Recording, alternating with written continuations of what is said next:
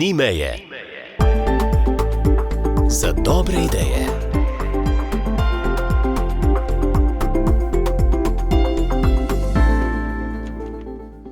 Prijazen pozdrav. Z Društva za pljučno hipertenzijo Slovenije so poslali obvestilo, da je uspela misija brez sape oziroma Jonuka 400. Jona in Luka Kobler sta postavila nov Guinnessov rekord. V pogovoru z očetom boste slišali, za kakšen podvig gre.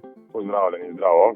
Rekord je sicer, kot rečeno, še neuraden. Pričakujemo, da bo v prihodnjih mesecih to zadeva nekako potrjena. Do samega namena ali pa samega podviga je prišlo absolutno spontano. Na enem družabnem dogodku sva se z Jono malce pohecala, kaj če bi se lotila podobne ali pa tovrstne zadeve. Potem je prišlo pa konkretno do te ideje o rekordu. Vedela sva namreč, kaj sta počela Uroš in Maruša pred 4 leti. Popolnoma spontano je prišlo nekako do tega rekorda. Zdaj, kar se pa jadrnice tiče kot same, izbrala sva pravzaprav isto, kot sta imela Uroš in Maruša pred temi 4 leti. Gre za tako imenovan Beneteau First 14 Seascape Edition, je polno ime. To je jadrnica tipa dingi, se pravi, nima kabine, nima obtežene kobilice, gre za izjemno lahko jadrnico, približno 75 kg tehta. Dolga je 4,30 metre, ima relativno veliko površine jadra za svojo težo oziroma za svojo dolžino. Zelo dinamična, fun to sail jadrnica, če se lahko izrazim tako. Zabavna jadrnica, ki pa seveda v močnejšem vetru zahteva nekoliko več pozornosti. Skratka, brez pomoči in brez dotika kopnega sta prejadrala, postavila svetovni rekord v najdaljši prejadrani razdalji v dvoje. Koliko časa sta jadrala in kakšna je ta razdalja, pa še premagovala sta seveda tudi na osebnem nivoju fizično in pa dobro delo je bilo v ozadju. Drži, prejadrala sva 347 milj. Konkretno to pomeni, štartali smo iz Marine Izola v Sloveniji, nato vzdolž obale Istre, preko Kvarnerja, mimo Dugega otoka, Kornatov. Naredila sva krajši ovinek, če lahko temu rečem, proti Murtru, nato nadaljevala preko tistega Viškega morja do Hvara proti Korčuli, kjer so potem to zadevo tudi zaključila.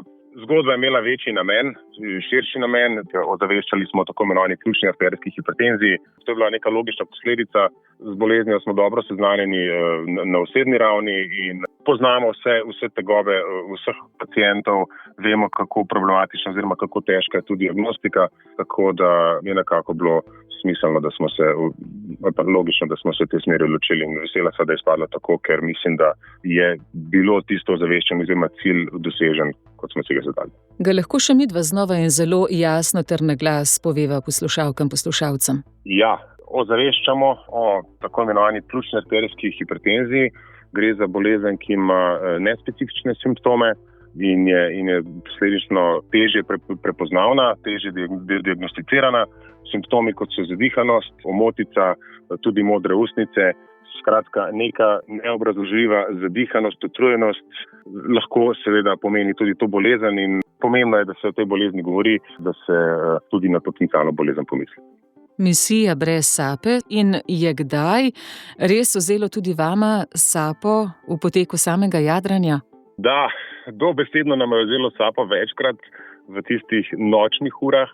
Takrat sva tudi po eni strani, ne bom rekel, bila malce zafrustrirana, ker se nikamor ne premikava, ali pač.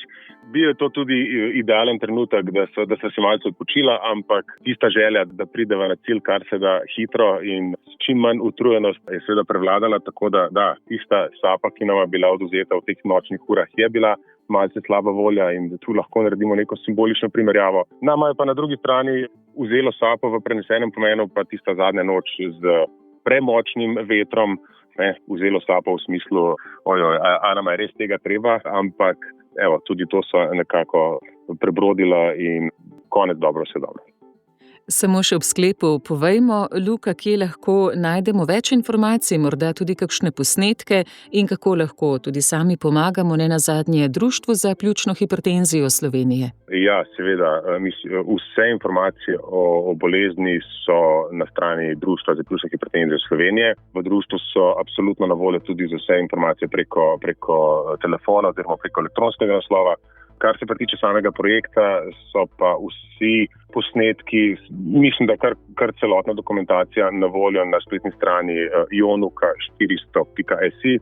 Tam je tudi nekaj več informacij o drugi fazi tega projekta, ki se bo nadaljevala septembra formalno, ko se, kot rečeno, Uroš Kraševac odpravlja na regato Mini Transat in tudi tam namerava oziroma vse aktivnosti že potekajo, da bo v maksimalni možni meri ozaveščenost, se pravi, dobro izpeljana. Tako da tudi o tej drugi fazi tam piše na teh dveh spletnih straneh, jaz mislim, da se najde vse informacije. Luka Kobler, najlepša hvala za ta pogovor, posebej, ker smo ga posneli, ko ste znova v toku, v premikanju. Čestitke vam in pa vašemu sinu Joni za skoraj da že vpisan Guinnessov rekord.